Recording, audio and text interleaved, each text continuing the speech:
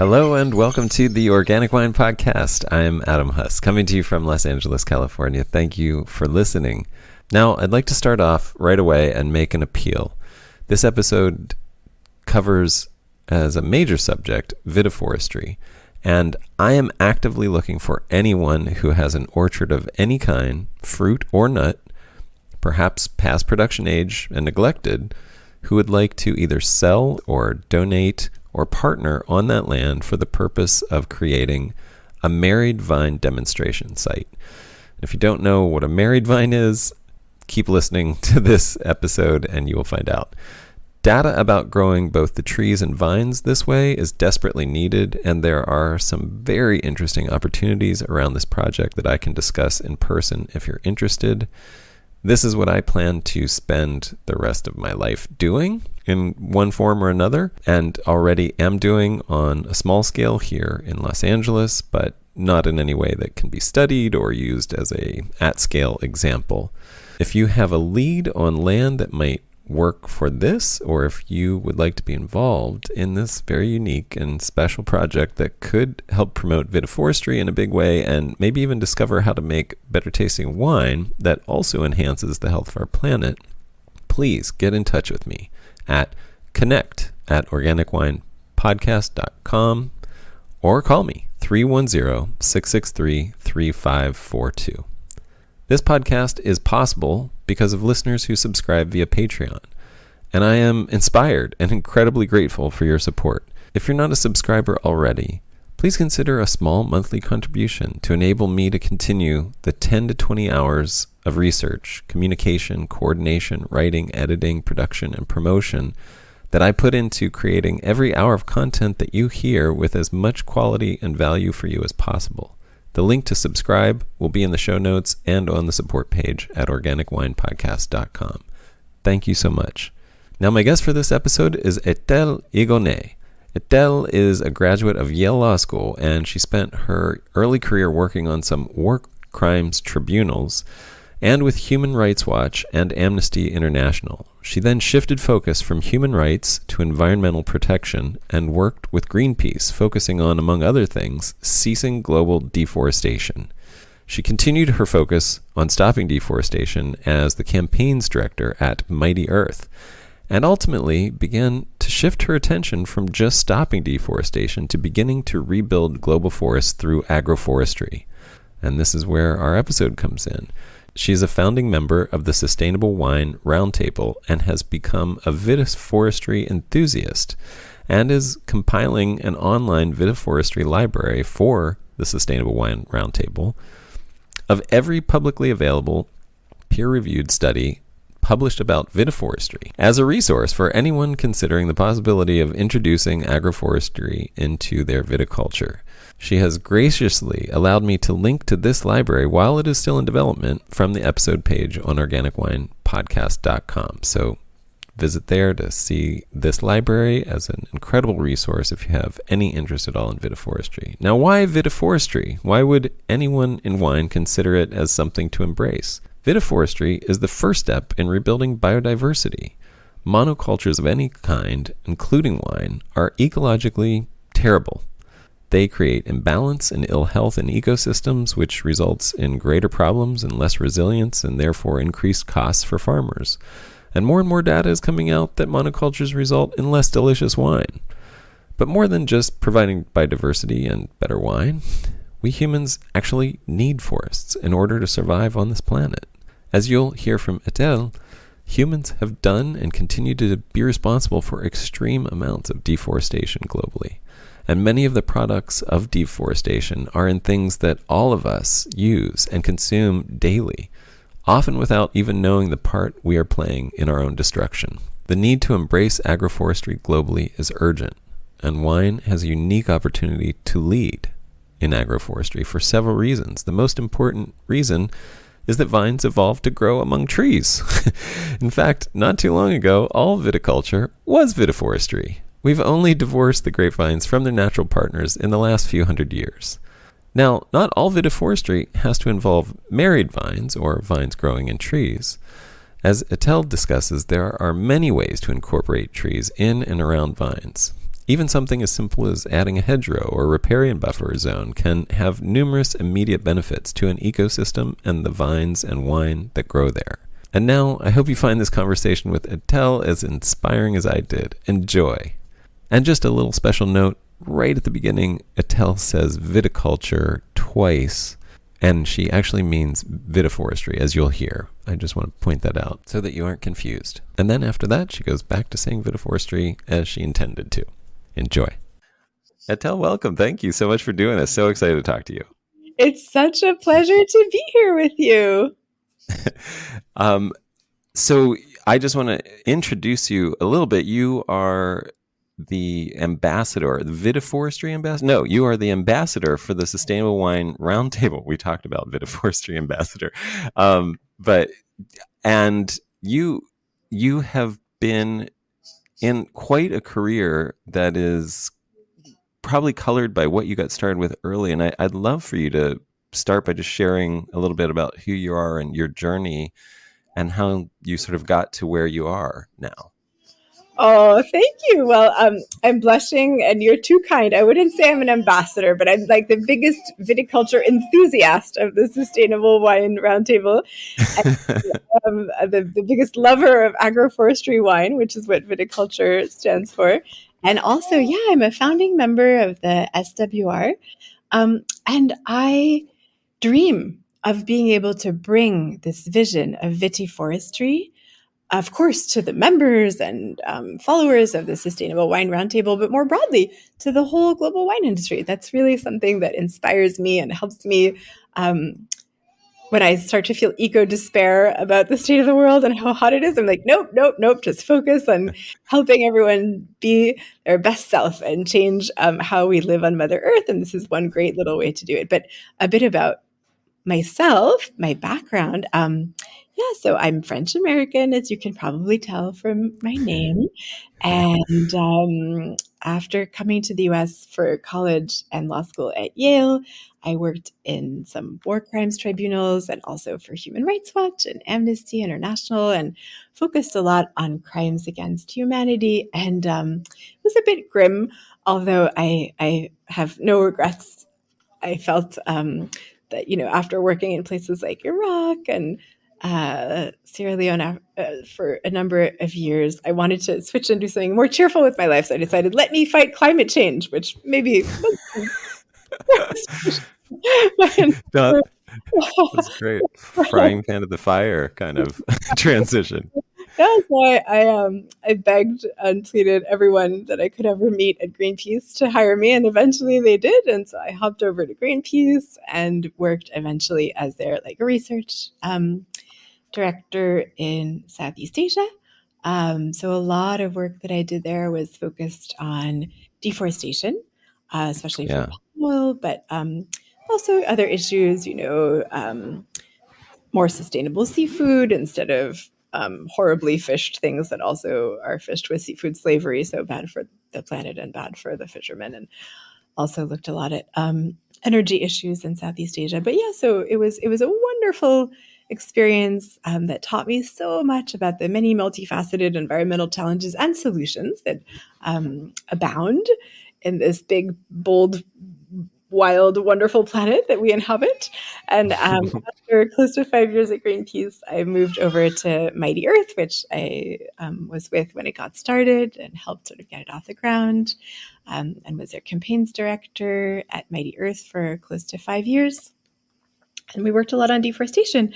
But at that time, I realized, why are we just asking companies to stop deforestation? That's do no harm. We should be focused on getting companies to completely switch towards agroforestry and not only stop deforestation, but become nature positive, become contributors to do beautiful things to make up for all the bad stuff they've done in the past, and go from, cutting one forest after another, chop, like a football field a second, to actually really trying to heal and regenerate and change our agricultural model to the way it was meant to be, which is agroforestry, no matter what the commodity. So I became very interested in trying to get palm oil to go not only deforestation free, but also towards agroforestry. I did that in cocoa.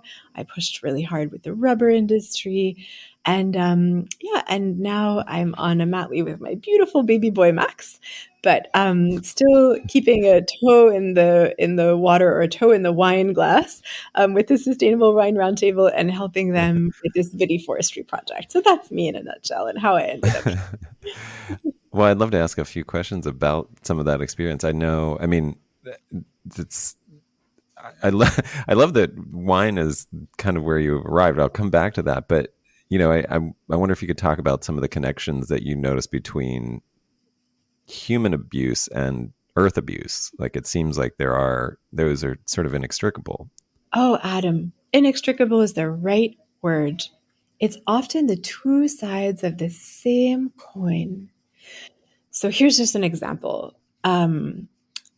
When you look at fisheries, typically the most destructive fisheries in terms of earth abuse, we're talking, bottom trawling, fishing in waters where it's illegal because it's a marine protected area, or fishing at a time of year that it's illegal because it's supposed to be allowed to sort of rest for these little baby fish to grow up like a nursery, or Mm, fishing beyond your quota, etc. All these terrible things that vessels do to hurt the oceans and the creatures that live in them, the blue lungs of our planet. Typically, those same vessels that are the worst for the planet are also the ones that are most likely to have labor abuse, including super extreme labor abuse like seafood slavery, where the boats become essentially floating prisons. And you'd be shocked, but there are thousands, tens of thousands of people who are affected by these horrific labor abuses in the seafood industry. Um, and so often, like, if you can catch vessels abusing fishermen, you will also be able to catch the same vessels that are doing horrible things to Mother Earth. And when you look at deforestation for palm oil, some of the worst cases where lots of beautiful, ancient, biodiverse rainforests have been chopped for palm oil, which goes into like 50% of the things you leave the supermarket in, right? Your shampoo, your chocolate, your Kellogg's cornflakes, your detergent, etc. That stuff also drives indigenous land grabbing and abuse of indigenous people and forest dependent communities. You see it in palm oil, you see it in seafood, you see it in cocoa, where you've got like several million children at any given time, probably, um, doing child labor, like often hazardous child labor, but also you've got lots of pesticides and monoculture and deforestation for cocoa. And you see it in wine, where, it's, I think, a sad truth that the wine industry doesn't have a totally great track record of how it treats its grape pickers, mm, including cases of like slavery in South Africa, and trickery and abuse of migrant workers in Italy and whatnot. yeah.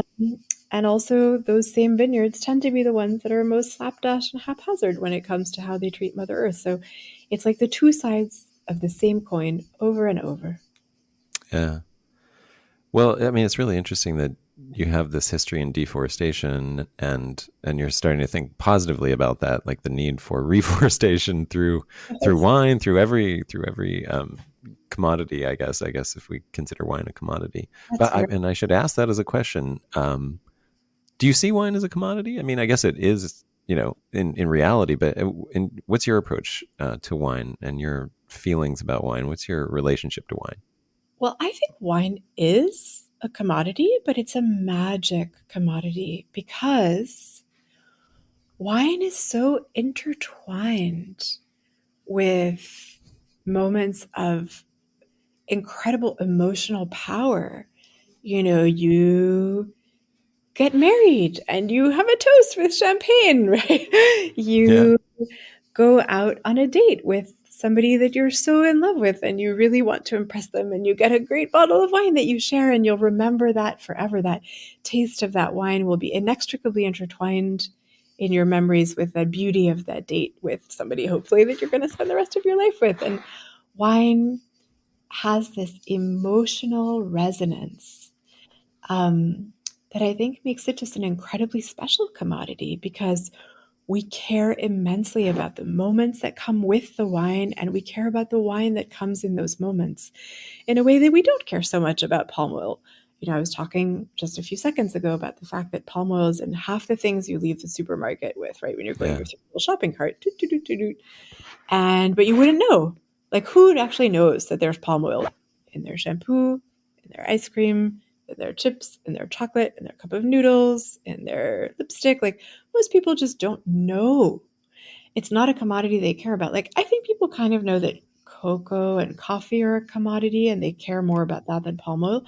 But what's special about wine is that it's also super traceable as a commodity Mm. because we are obsessed with terroir, because we value so much where the wine comes from, and we know where it comes from, whereas we don't really know often where our coffee comes from or where our chocolate comes from. Like, did our chocolate bar come from cocoa in the Ivory Coast or in Colombia? Like, most people can't tell you the answer to that question, but wine, Mm. we absolutely know, we care, we buy it on purpose because it comes from specific places.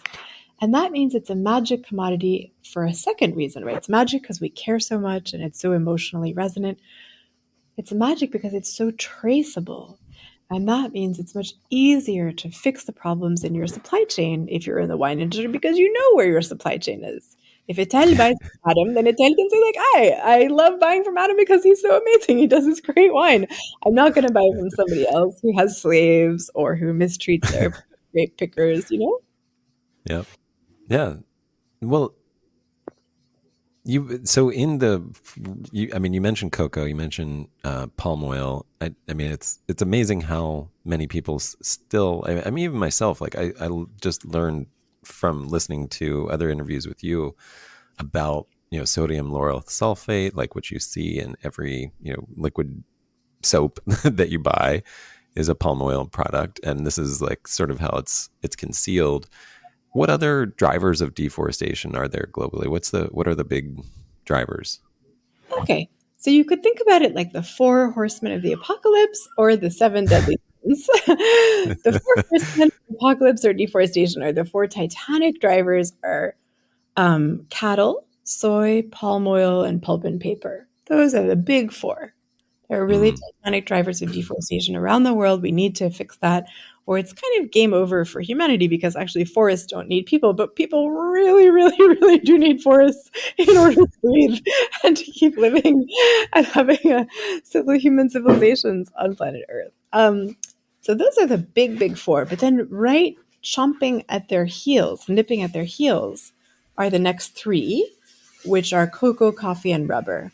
So that's what I mm, meant when I said the seven deadly sins of deforestation. right. Think a little bit broader than just the four, and you're looking at the big seven. It's cattle, soy, palm oil, pulp and paper, but then cocoa, coffee, rubber right behind.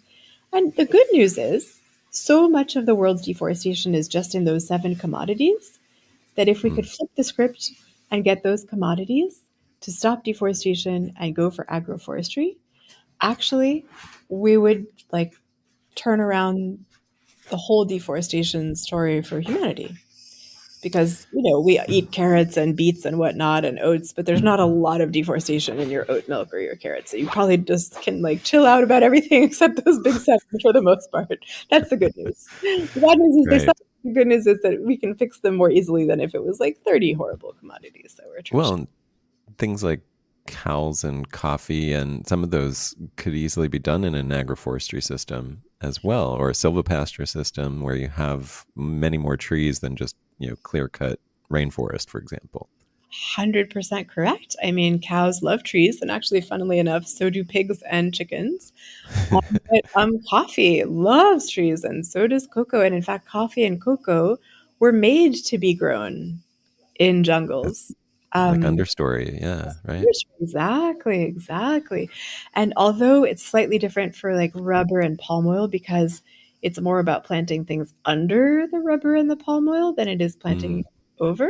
So right. coffee and cocoa like to be kind of shaded. That's why you have this thing called shade grown coffee, which is so popular nowadays in, hipster eco um, Yeah, cafe. yeah, But yeah, palm oil and rubber actually love agroforestry too because it heals the soil. It right. brings moisture into the soil and it helps retain moisture better.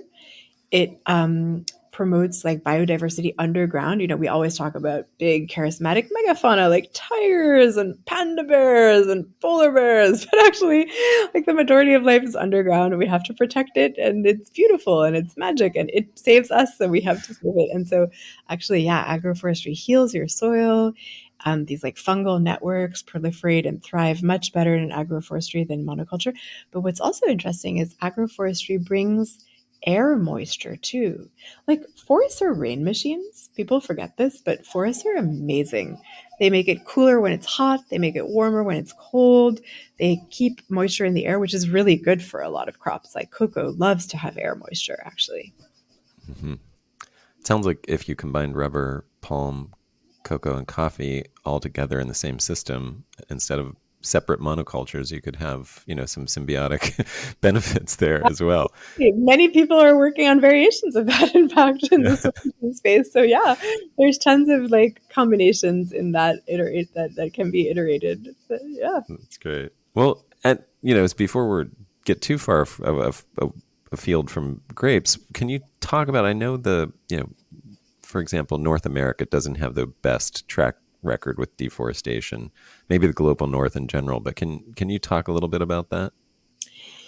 Yeah, I mean, we have terrible deforestation in North America with the boreal forest getting chopped down in Canada in a way that's terribly destructive and releases a lot of carbon, and it's just a biodiversity disaster as well as a carbon disaster.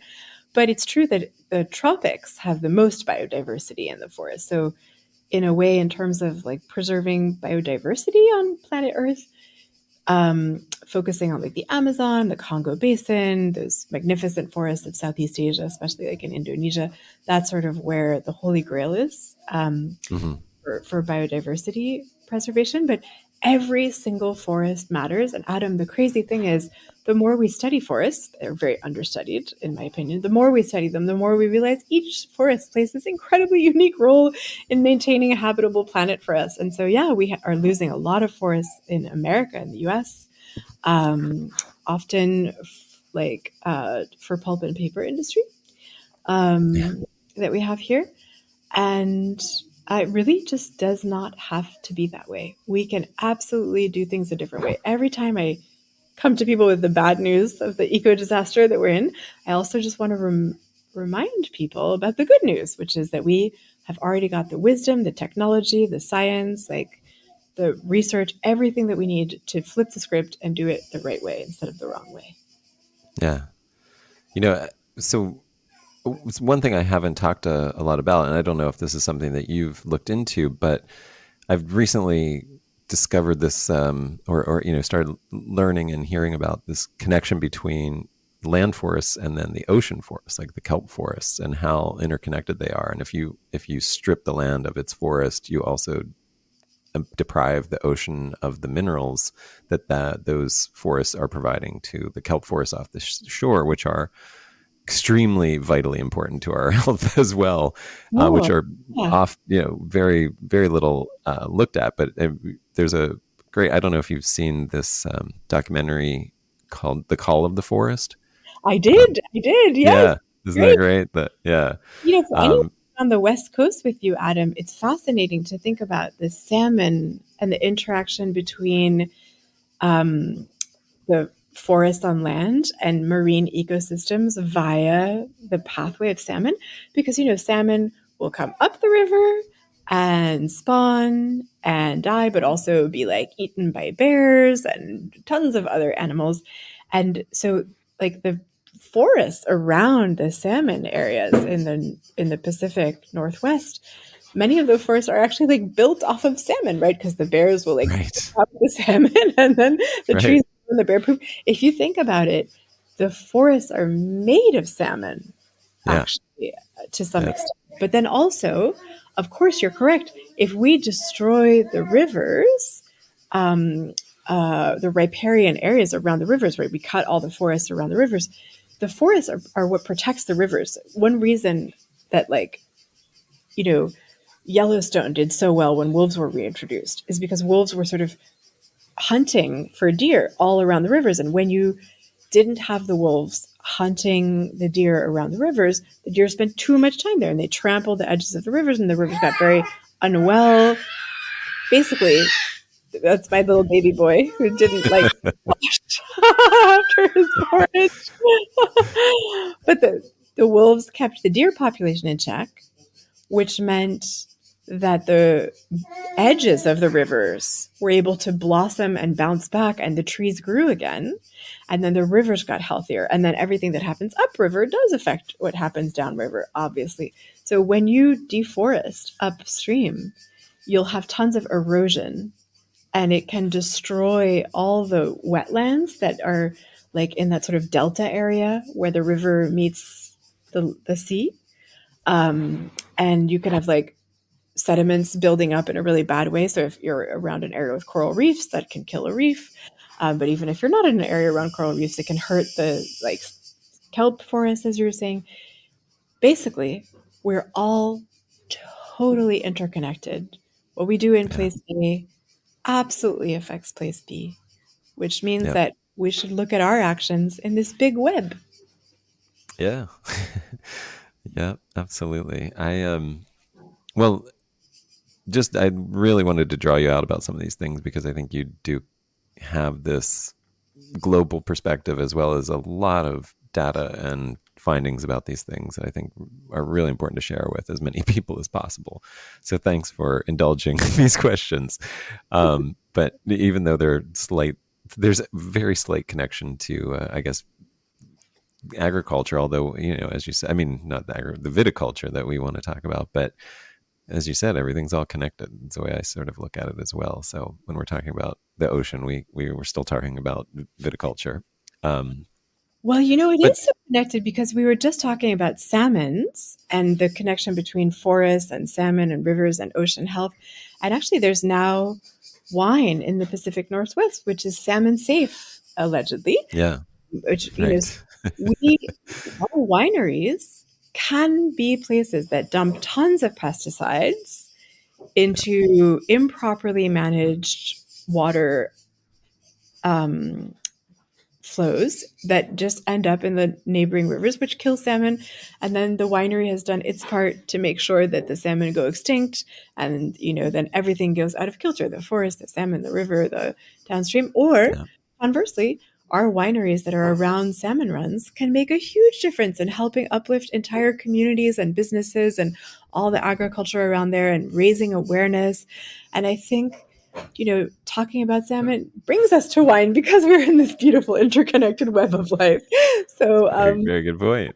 yeah. Yeah, no, that's true. It's funny. I was just talking with somebody about copper, and copper being this one sort of oft-used organic substance in organic vineyards, and yet it is extremely damaging to aquatic life and river life, and the downstream effects of that.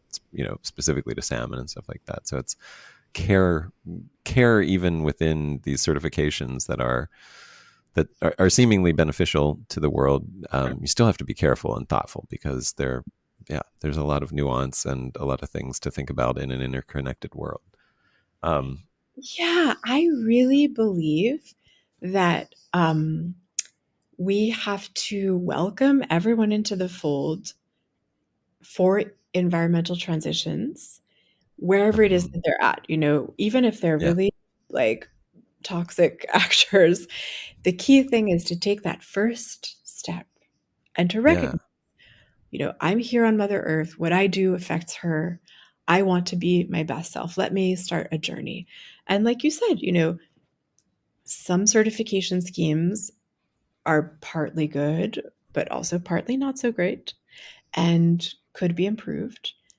And being in them doesn't necessarily mean that a winery or a wine company or a vineyard is a-okay, but it's a step, right? And so I think mm, it's this very, how do we thread this needle, Adam? How do you welcome yeah, everyone into the fold and then put them on an escalator where slowly, step by step, we lift them up and help them rise up, whether it's like you go organic or you go salmon safe, and then you think about renewable energy in your vineyard, and then you think about, workers' rights in your vineyard, and then you think about DEIJ, like, the wine industry, unfortunately, is very dominated by straight white men for a long time. And it's, important in New Zealand. There's like these new movement of Maori wineries. And in South Africa, there's Black owned wineries that have cropped up that were impossible, like, a couple decades ago. And it's beautiful to see this movement towards DEIJ. So how can different vineyards, I think, move through what is like not always an easy pathway, but sort of move through an escalator and not like be shamed and punished for not being great, but be mindful and aware. Okay, we're not great. We're not doing great. So how can we be better? Like, let's make a time-bound implementation plan to be as good as we can, as fast as we can, doing it at our own pace. It's our journey. Everybody's a little different, but how do we thread that needle, I guess? Yeah, no, that's a great thing. I mean, this is a big thing that I get paralyzed by, because like I was telling you, I've moved so deep into the deep end, beyond organic, beyond, some of these simple certification ideas, and into this holistic form of thinking, and how to get out of my mind to be back where somebody is at the beginning of their journey. It can be difficult at times to just be able to know how to encourage somebody on that first step. What do you do? Or do you have any practical? Yeah, I think the key is to encourage and not frighten, and to give people all the tools and knowledge to make it as easy for them to wrap their mind around their different options, like almost like a restaurant menu. You wouldn't ask everyone to eat like everything on the menu all at once, right? But you bring them to the restaurant, you give them a menu, and if they live in the neighborhood, they'll keep coming back to the restaurant and eating more things on the menu. So here's a good example. You talked about copper, right? Actually, one of the articles that I've collected in my quixotic quest to help the wine industry go towards vitiforestry, is an article about copper and geese, and how when you move your winery into a system that's like an orchard, crops, and geese all in the same land, actually, it turns out geese can improve the efficiency of microbial biomass, and it removes copper from the soil with the grass intake, and it shows only a moderate accumulation of copper in the liver. And so, this is the kind of thing where, like, what if a vineyard owner is using copper, they are organic, but they feel bad about copper because, as you said, it's not great for Mother Earth to use a lot of it. How do we help them wean themselves? What data can we put in front of them about geese, about other options? And this is why I think, berating and chastising wineries and vineyard owners isn't as productive right now as helping them learn, helping them grow through knowledge acquisition, making it easy for them to understand what all their options are. Then, if we've done that adequately, which hasn't yet been done, and they still don't respond, then you can start to push and nudge in a little bit harsher way. Give love and knowledge. Yeah. Well, I mean, you give just as an example from your history and in your past, I read this article about Cargill, the worst corporation in the world, that was part of I think it was a Mighty Earth campaign, if I'm not mistaken. That's correct. Yeah, we wrote it up. And I love Henry Waxman was my congressman for a long time, so big fan of his. And he yeah, he's amazing. I'm very fortunate. I was like, well, it was like I never needed to write a letter to my congressperson, to like encourage them to do anything. Like I would be like, hey, could you please be that, sign on to this bill, and he would respond, or his staff would respond and be like, actually, he sponsored the bill, he wrote the bill. And I'm like, okay, cool, I'll just stop.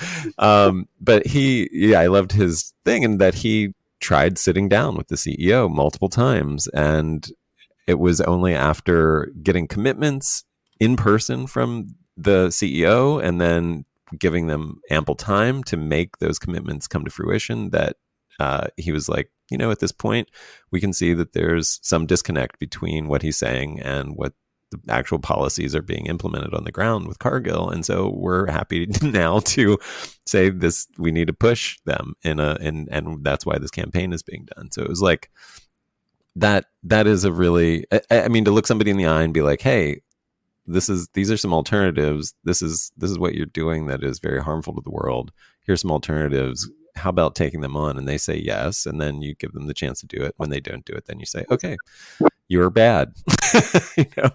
You're the worst corporation in the world, Cargill.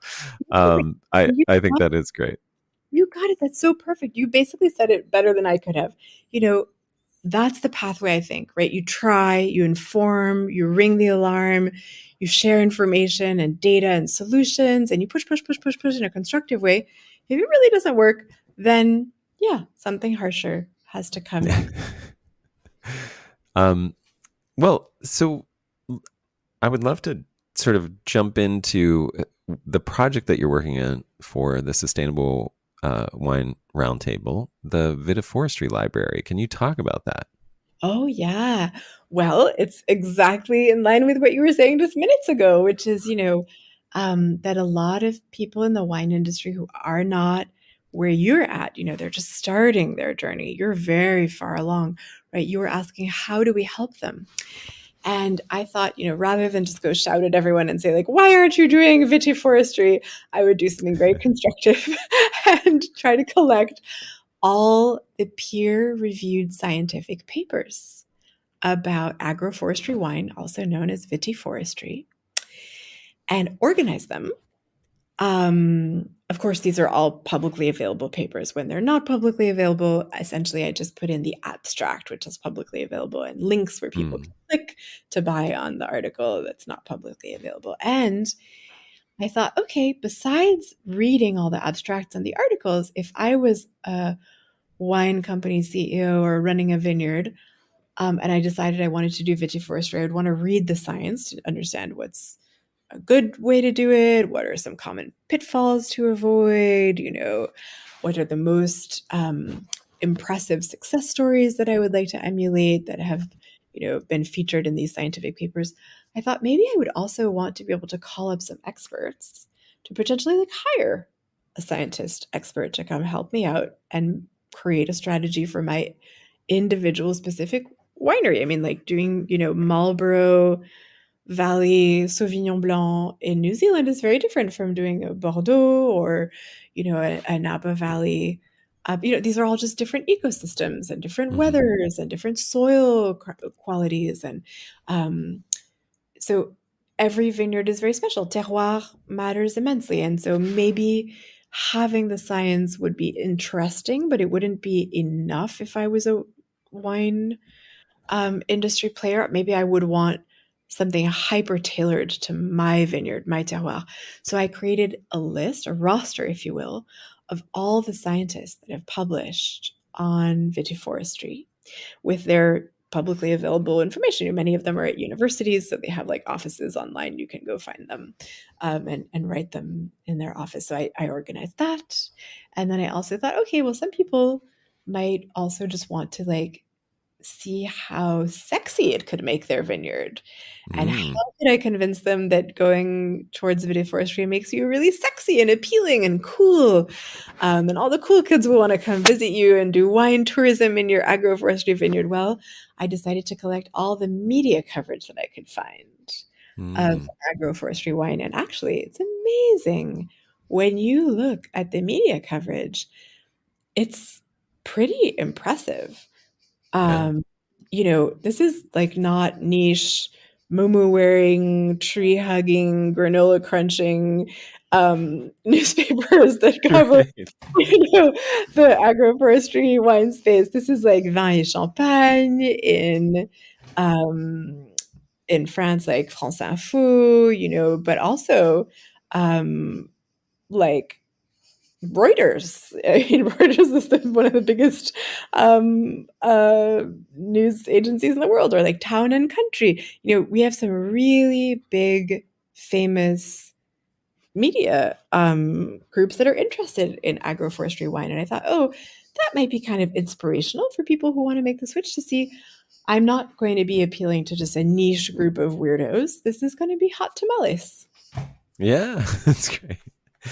Well, do you have a working good definition of vitiforestry or agroforestry that may just give us a handle as we talk about this? Yes. So I consider myself to be an agroforestry specialist. And therefore, I have not felt that I was skilled and qualified enough to write like the sort of the definition. But here's my definition that I use as I've been building this library, which very generously the European Agroforestry Association has been helping me with. Essentially, Vitiforestry is vineyards that mix in trees, and they mix it in different ways. Sometimes the trees and hedges are mixed in like donuts around a vineyard. Sometimes the trees are mixed in like zebras. It's like stripes, right? It's Hmm. interspersed. Sometimes it's not a donut and it's not a zebra. It's like little tree islands in a sea of wine. Mm. Um, I am agnostic about zebras and donuts and islands in a sea of wine. I think that there's so much to be said for all those models, and it really might depend on whether you're on a slope. It might depend on what kind of soil you have. Is it chalky soil? Is it got a little bit more of a clay type soil? It might depend on your weather. It might depend on so many factors. It might depend on your neighbors. Maybe your neighbors are odious and hate trees and are allergic to all trees, and so you can't do a donut. Or maybe your neighbors are lovely tree lovers and huggers, and they want you to do a donut around your farm. So I think for me, it's not about judging which of those kinds of vitiforestries are better. It's just about identifying that those are different avenues for vitiforestry. And I have read so many different articles that talk about different tree densities. You know, in cocoa, for example, it's really important to hold the line for the chocolate industry and to say, like, robust cocoa agroforestry has to be more than 30% shade. Okay. Um, because otherwise, you have all kinds of greenwashing, and some corporations will say, we're doing agroforestry cocoa, but it's really like 5% shade, which Right. is count. But in the wine industry, I don't think we're at that place yet. There isn't any kind of push to greenwash and say that you're doing vitiforestry when you actually have a very low percentage of tree cover. It's really more of I think, a nascent space in the wine industry. And so I'm going to choose to be an eternal optimist and wait for the industry and the sciences to come together. We're hopefully going to do this big launch of the e-library with the European, it's called EURAF, actually. Um, RF. Okay. EURAF. Um, and that stands for the European Agroforestry Federation. And so hopefully we'll do a big launch at one of their upcoming conferences where we bring together scientists and industry. And one thing I'd love to hammer out at that time is like, what's a good benchmark?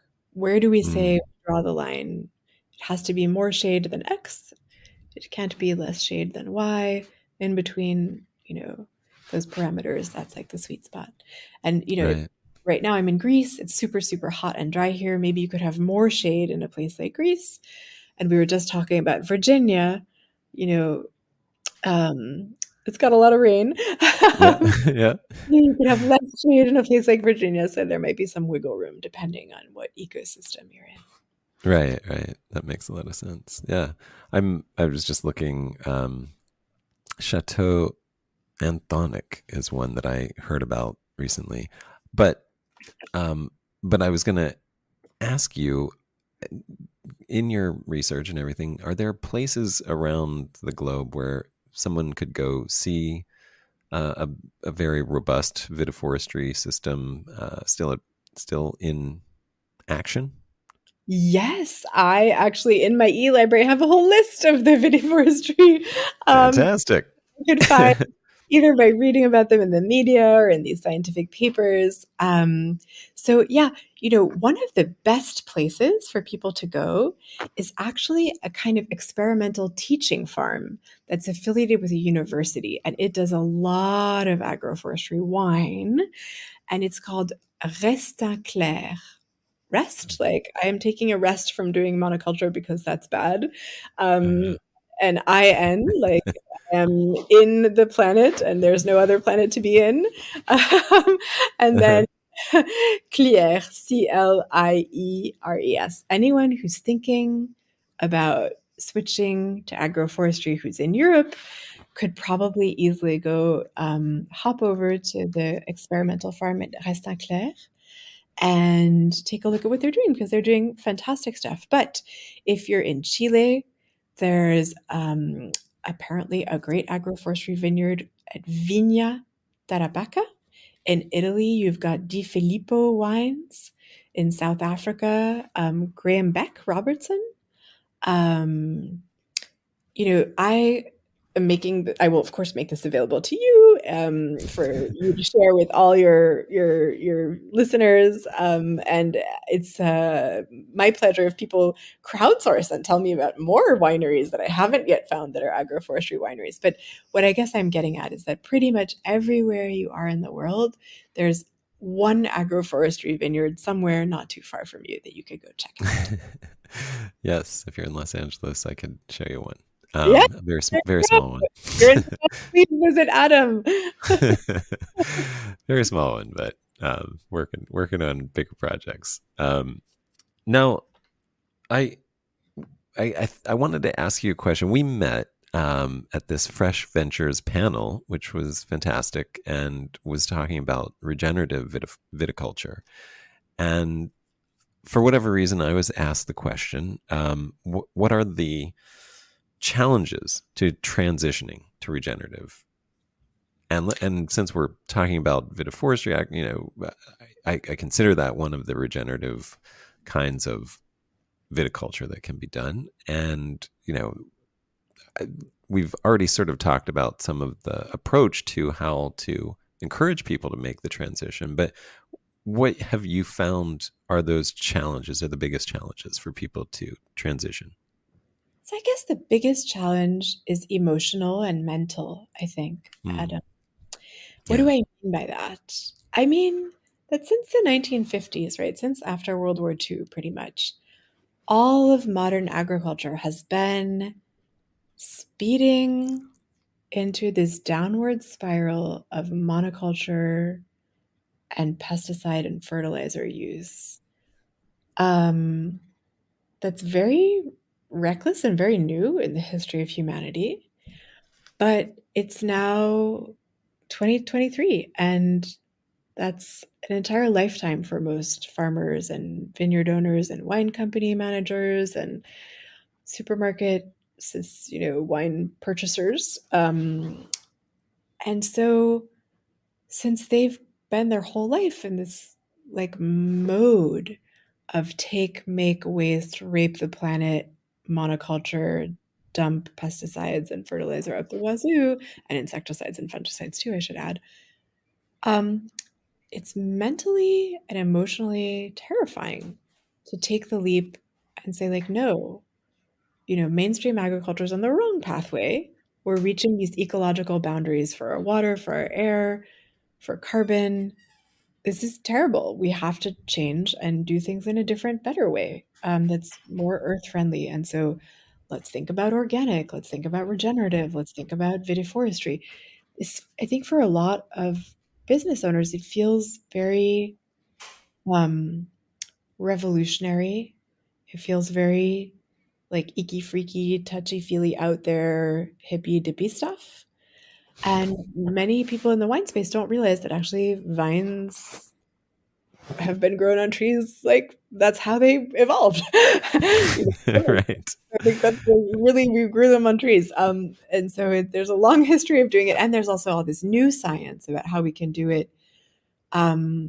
That's even more sophisticated than what our ancestor did, who didn't have the benefit of electronic libraries that hoover up science from around the world and put it at your disposal no matter where you are. It's just a little click of your fingers. So I think it's a mental, emotional block to doing regenerative agriculture. And then I would say that's number one. Yeah. Number two, big challenge is lack of knowledge. Mm. Like there's a lot of information now about how to go organic if you're in the wine industry or other industries in the food space, I would say. It's no longer as marginal as it was a couple decades ago. And so you can easily go get a class and you can look at stuff online and ask your other organic farmers in your neck of the woods. But vitiforestry is not as widespread. And that's why I'm making the library, because I wanted to make the information so readily available all in one place, one-stop shop, easy peasy lemon squeezy or grape squeezy, as the case may be. Yes. Um, and if we can talk about vitiforestry, what are some of the findings that you have found? Like, what are some of the questions, maybe is a better way to put it, that are interesting to you, that are exciting you about vitiforestry? Oh, I love that question. Thank you, Adam.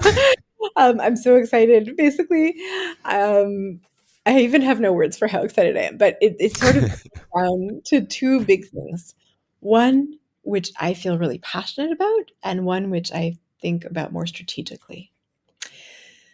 So, what I feel passionately about is that it turns out vitiforestry is fantastic agronomically. The trees are great for the soil health. They are great for um, maintaining water and moisture in the soil, but also air moisture. And the trees actually protect vines from these hot gusts that can desiccate grapes. Like right now, it's very hot, so that's obviously on everybody's mind. But climate change is going to probably make it even hotter. And so we should be prepared for more and more of these hot gusts that desiccate grapes at scale and can like ruin an entire crop for a whole year, right? Um, but it's not just that. Like one thing that wineries are particularly sensitive to is mite outbreaks and protection from wind from the trees, because obviously trees are like windbreaks. Protection from wind can help curb the dust that contributes to mite outbreaks, right? Because Mm-hmm. mites love dust, and dust floats around much more easily when you have lots of wind. And so the trees protect the wine not just from the gusts that desiccate them, but also from the mites. And then what's really interesting is that when you've got these heat waves like what we're in right now, right, which probably more of that coming to theaters near you,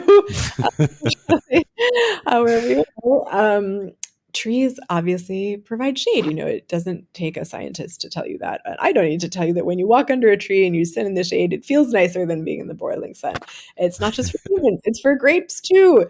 So actually, trees can make shade that protect grapes from these climate-induced mega droughts and heat waves. And that is really important for wineries that don't want the grapes to be too jammy and too sweet, but it also mitigates this early bud break problem, which is quite specific to the wine industry, right? There's nothing like that in other commodities. Right.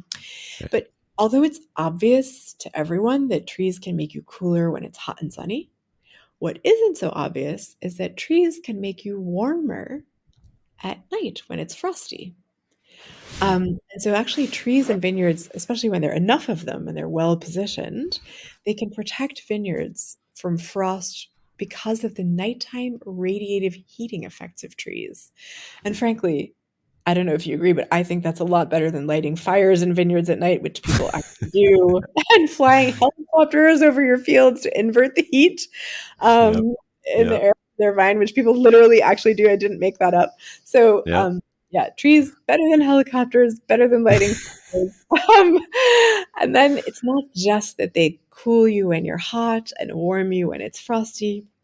Um, trees actually have been proven in these vitiforestry systems to increase grapes' freshness because of the transpiration, right? Mm. Because trees transpiration, they take water from below and evaporate into their branches. They refreshes the vineyard, and it therefore gives you this higher quality must and fresher wine with lower alcohol and higher acidity. That's often really important for certain kinds of wines. Yeah, so it's not just acidity, like it can also improve other key wine quality indicators like bricks, like density.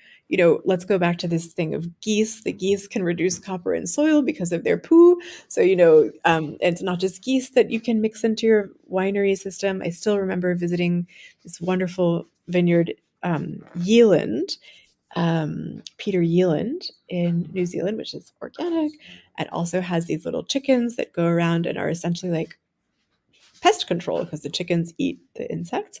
And they've got little dwarf sheep roaming around as well, which is great Yeah. because they're too small to eat the vines, but they eat a lot of the bad weeds. So yeah, you can have not just trees, but an agroforestry system can be about mixing animals with your vines. And also, we see, especially if you're in a place that's really wet, like we're talking about Virginia, um, when you have trees in the system, it creates this resilient microbiome for the grapes that grow, especially near hedges, and that helps the vines to fight off rot. Mm-hmm. So look, it's like soil, water holding capability to resist droughts. If you bring the right kind of trees, they can attract bats, and the bats can eat the pests because um, now, especially with climate change, pests can be like moving and proliferating. So look, agronomically, I'm just so excited. I know it sounds nerdy, but like all this stuff and bats and the goose poop and the water and the soil and the bricks and density and acidity benefits, and the cooling and the heating, I think it's beautiful and Yeah. magic. I, And I wish yes. everybody knew about it because then they'd be excited too. Um, and then I've also heard, sorry, go ahead. I was going to say something I'm less excited about, but more strategically interested in is carbon credits. Oh, yeah. A lot of companies in the wine industry are seeking to go for net zero in this like race to zero, it's called, or carbon neutral.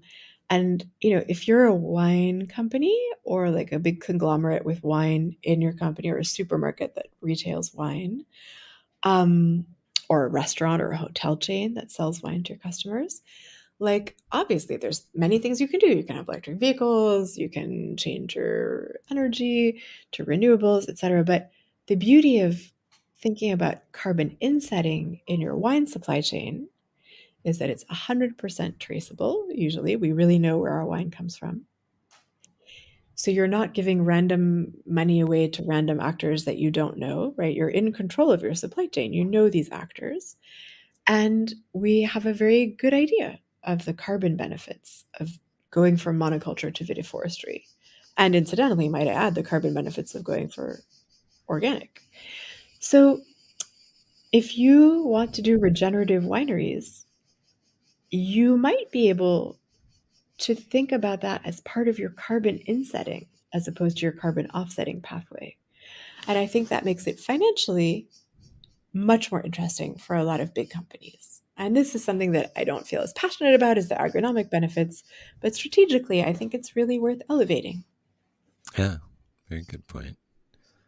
Yeah, it was one of the things I've heard about. I don't know if you have any data or have read any papers about it, but the idea that trees will mine a deeper soil profile, and then when they drop their leaves, they're providing a different level of nutrition for the vines around them.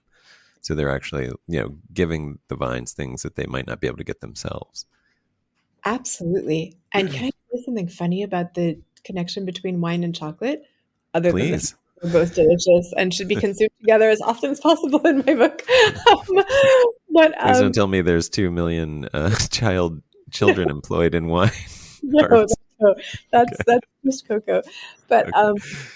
Uh, the interesting thing about agroforestry cocoa is that almost all the fine flavor cacao that goes into the best chocolate, as opposed to cocoa that's just like mixed in with tons of sugar and palm oil for like bottom end um, chocolate. Almost all the best chocolate comes from agroforestry systems because the trees do enhance the soil so much that it enhances the flavor profile of the cacao. And I think So, it'd be fascinating for mhm.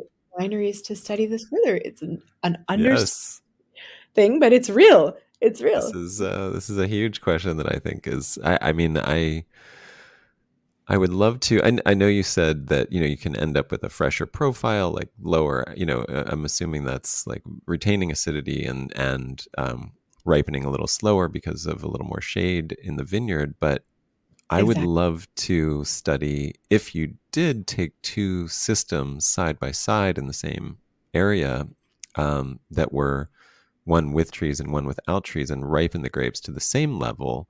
Would you taste something different, as between the two? Assuming all variables were accounted for and you had a control. But um, yeah, I would love to know if just that relationship with the tree in the soil and above the soil makes a difference in the flavor of the wine as well. And I mean, my assumption is that it would. Like, you have this now. You brought this up about cocoa, so I'm even more prone to think that that is true. But I'm very curious to talk and explore that. And have you experienced? Do you know anybody that's working on that? Am I the only person that's asking that question? I do not, but I would hereby volunteer to be a taster in that Me process too.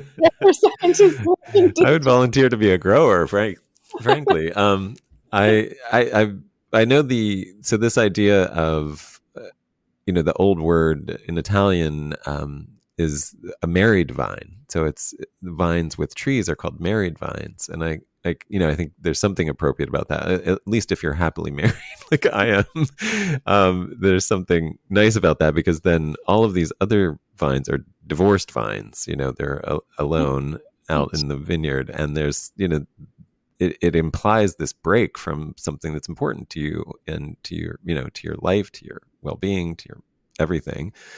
And yeah, there are more and more I'm discovering, because I'm digging into it. Some, I mean, there are old systems. Every system prior to the modern era was married vines, because we didn't have posts and trellises made in industrial ways like we have now with steel posts or pressure treated wood posts and long spools of metal wire that we could create artificial trees with, artificial support. And so everything was done that way. I mean, we have still some of these old systems, I think, in northern Portugal and scattered throughout Italy that I know of, and you probably know of other ones. But are you looking into any of those, like the sort of married vine, where it's more than just having circles and donuts and zebras and stripes and zigzags or whatever, but it's like actual, pairing of the vine with the trees in the vineyard?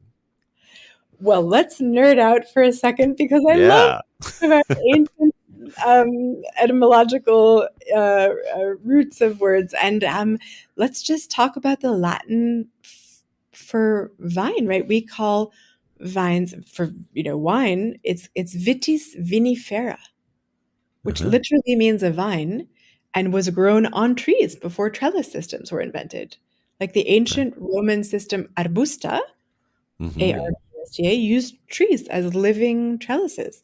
Like vines and trees are, as you said, they are a marriage made in heaven that has evolutionarily been a perfect combination until we divorced. And it is as wrenching, I think, for vineyards to be divorced from trees as it is for people to be divorced from their significant other that they married because they really love them. So vineyard agroforestry systems were actually the norm in wine grape brewing regions all over the world until just a few hundred years ago. And like you said, the closer we get to modern times, the more divorced we get from trees and the more we have like metal sticks and things. But there's beautiful old paintings. One of my favorite paintings is by Jacob Philip Hackert. Um, and it's of these beautiful vines growing all over trees. Yeah, I think I know that one. I think it might be on the Organic Wine Podcast website, actually. my sort of secret, subtle, it's no longer about organic wine, it's about vitiforestry, folks. Subliminal messaging on the website. And you to your point about how some of this has survived. You don't have to do agricultural archaeology. You can still see these vite maritata, which are Yeah. alive today in Campania. And Hmm. yeah, it's now a niche, right? But there's also sometimes it just has a different name. It's not called vitiforestry. Like In northern Italy, it can be called piantata. I've heard of Um, Alberta. Alberata is in the center. Alberata, that's it. That's Alberata. in the north, Alberata in the center, and Vite Maritata in the south. Uh-huh. And these things are sort of niche because like we've encroached so much with our modern monoculture way of doing things, but they're still alive today. And this is how it used to be everywhere. And then I've in France the culture and Hautaine. I don't know that my pronunciation's horrible, but maybe you know what I'm trying to say. Yes, exactly. No, that's exactly right. That's exactly right. The haughty viticulture, essentially. Yeah, Um, raised, elevated, right? Like up in ab- trees. absolutely. All this to say, Vitiforestry is real. It's not like a imaginary thing that I dreamed up when I was chatting with Hermione last night in my REM cycle. Vitiforestry is real. Vitiforestry used to be the norm for millennia. That's how, like, Homer is like filled with wine. How do you think they grew wine back in the day? This is Yeah. used to be the norm. It has changed only very recently. The change that we've seen isn't necessarily a great one for the vines or the soil or the whole ecosystem. And now we can unwind that harm. We can reimagine ourselves. You'd asked Adam, what are the biggest obstacles? And I'd said, like, a lot of it is mental and emotional. What if we reimagine ourselves and we think of ourselves as the Hobbit generation, right? We know climate chaos is around the corner. It's shaping up to be very bad, right? Kind of like Sauron was not a good guy, but it doesn't matter if you're super powerful or big or got big muscles or lots of money. Like these little hobbits went and threw the ring into the crack of Mount Doom, and it made a huge difference. And each one of us can be a little hobbit and do our bit.